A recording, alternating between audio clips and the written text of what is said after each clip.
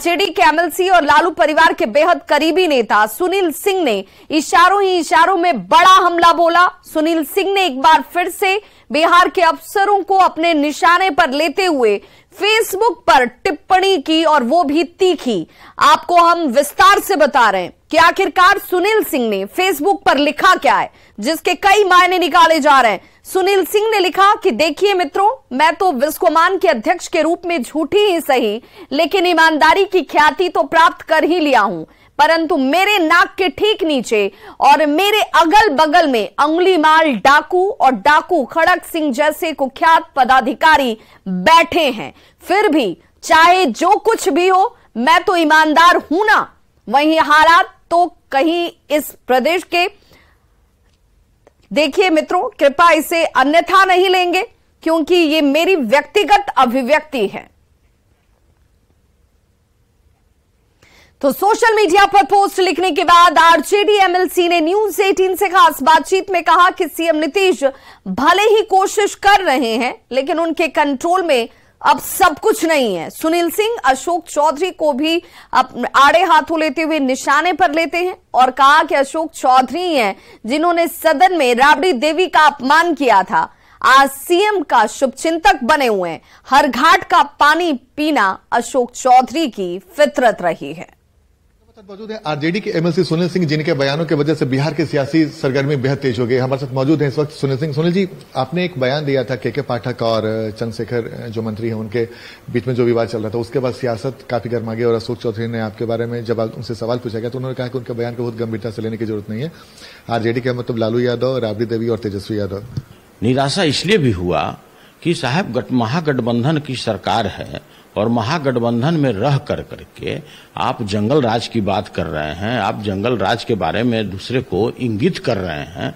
आप कहना क्या चाहते हैं?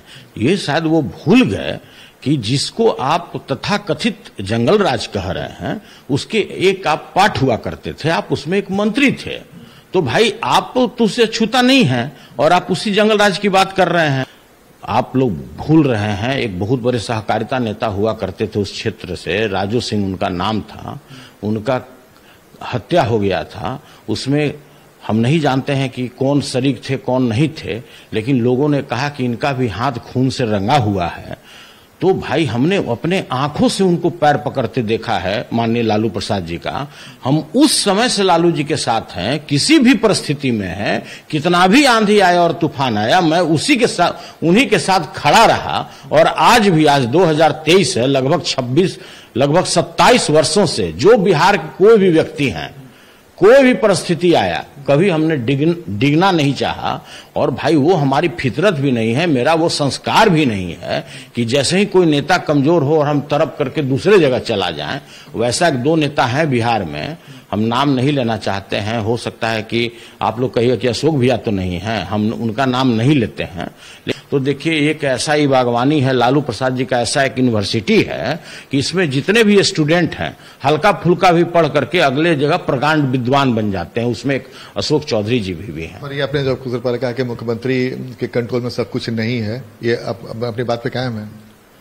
हमको ऐसा लगता है, नहीं तो भाई जिस तरह का पूरे बिहार में डेवलपमेंट होना चाहिए, जिस रूप में होना चाहिए, आप फिर उसी ओर ले जा रहे हैं हमको, फिर हमारे ऊपर आप शो काउच कराइएगा। तो भाई वैसा हो नहीं रहा है।